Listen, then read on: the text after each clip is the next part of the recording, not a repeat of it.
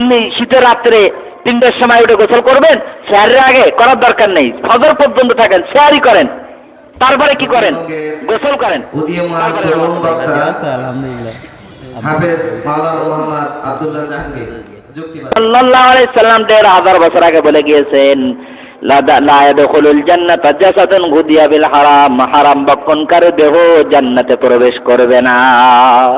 অথচ আল্লাহ পাক রব্বুল আলামিন বলেন, লাআল্লাকুম তাত্তাকুন, যাতে করে তোমাদের রমজান দেওয়া হয়েছে যাতে করে তোমরা তাকওয়া অবলম্বন করতে পারো, আল্লাহর ভয় অবলম্বন করতে পারো।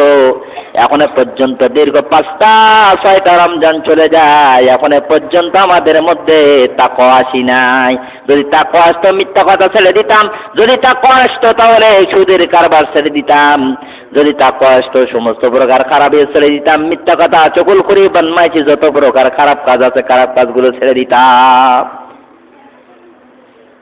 এরপর আল্লাহর হাবিব রাসূল আকরাম সাল্লাল্লাহু আলাইহি ওয়াসাল্লাম বলেন, তোমাদের জন্য এত পরিমাণ ছাড় দেওয়া হয়েছে তোমরা জানো না, তোমরা জানো না। তোমরা রোজা অবস্থায় যদি তোমরা ভুলে পানি পান করে থাকো, খানাও খেয়ে থাকো, তাহলে তোমাদের জন্য ছাড় আছে। তোমাদের জন্য কেমন ছাড় দিলাম?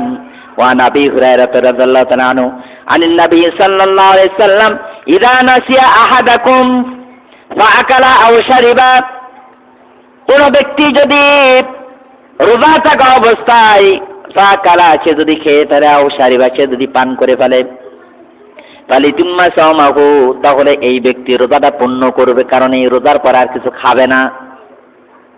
আর মনে মনে চিন্তা করবে, ফাইন্নাহু আতআমুল্লাহু ওয়া সাকা, আল্লাহ আমাকে হয়তো ভুলে খাওয়াইছেন, এটা আল্লাহই ভালো জানেন, আর এই জন্য করে আমি ধৈর্য ধারণ করে পরবর্তীতে আর কিছু খাবো না। এটা মনে করা যে আল্লাহর তরফ থেকে হয়তো আমার খাওয়ানো হয়েছে, আমি বলছি না, আল্লাহ রাসূল সাল্লাল্লাহু আলাইহি ওয়াসাল্লাম বলেছেন।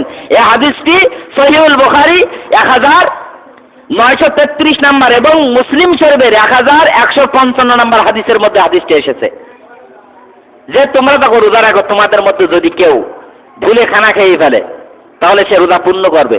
খানা খাইছে দেখে আবার বাড়ি দিয়ে খাইয়ে না, খানা সেখানে রেখে দেবে, আর খাইবে না। গালের ভিতরে পানি নিয়েছেন, খাইছেন, গালে পানি আছে, গালের পানিটা ফেলে দেন। গালের মধ্যে খানা দিয়েছেন, খাইছেন, গালের মধ্যে খানা আছে, কুলি করে ফেলে দেন, এখান থেকে রোজা শুরু করে দেন, আর কিছু খেয়েন না। আর মনে মনে চিন্তা করেন আল্লাহর তরফ থেকে হয়তো আমাকে খাওয়ানো হয়েছে, এর ভিতরে কল্যাণ আছে, এভাবেই থেকে যাব। সুবহানাল্লাহ বলেন। এটা হলো উম্মতে মুহাম্মাদের একটা কাজ। হ্যাঁ, আমাদের পূর্বের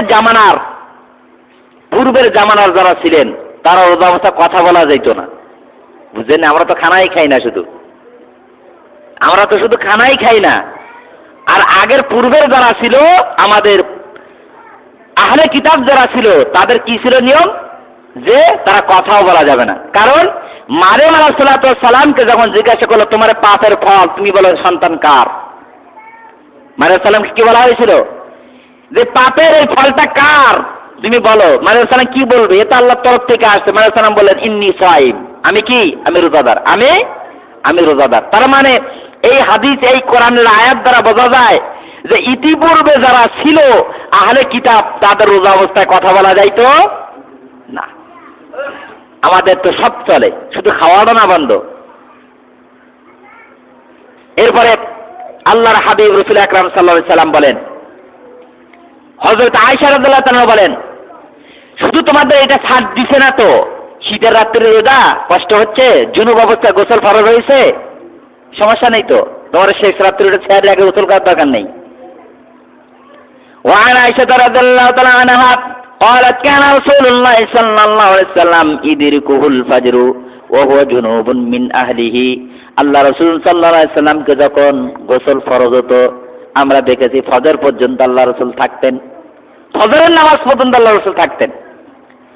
তারপর আল্লাহ রাসূল সাল্লাল্লাহু আলাইহি সাল্লাম সুম্মা ইয়াগতাসিলু ওয়া ইয়াসুম ওয়া সালাত, আল্লাহ রাসূল সাল্লাল্লাহু আলাইহি সাল্লাম তারপরে সালাত আদায় করতেন এবং তারপর থেকে রোজা রাখতেন। যেরকম সুবহানাল্লাহ, নামাজের আগে আল্লাহ রাসূল গোসল করতেন। আপনি শীতের রাত্রে ৩টার সময় উঠে গোসল করবেন, সেহরির আগে করার দরকার নেই, ফজর পর্যন্ত থাকেন, সেহরি করেন, তারপরে কি করেন? গোসল করেন, তারপরে নামাজ আদায় করেন। সুবহানাল্লাহ বলেন।